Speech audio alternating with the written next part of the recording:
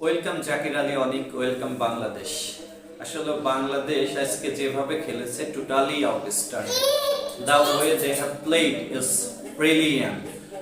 Batting বলেন, bowling বলেন, প্রত্যেকটি সাইডে তারা অত্যন্ত চমৎকার আজকে খেলেছে।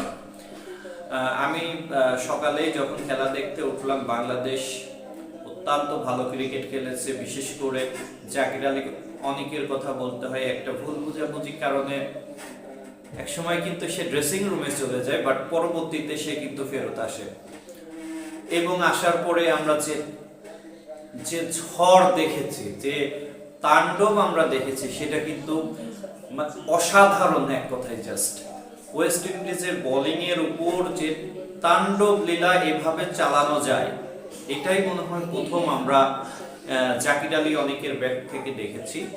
এছাড়াও শেষের দিকে এসে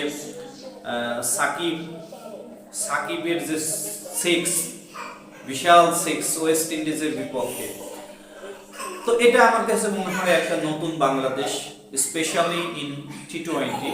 আমরা এই ধরনের ব্যাটিং বাংলাদেশের কাছ থেকে এর আগে খুবই কমই দেখেছি মনে হয়। তো দর্শক, আপনারা খেলাটি উপভোগ করেছেন, আমিও খেলাটি অনেক উপভোগ করেছি। আমার চ্যানেলে নিয়মিত এই ধরনের ভিডিও পেতে আমার চ্যানেলটি সাবস্ক্রাইব করবেন আশা করি। ভালো থাকবেন সকলেই। আল্লাহ হাফেজ।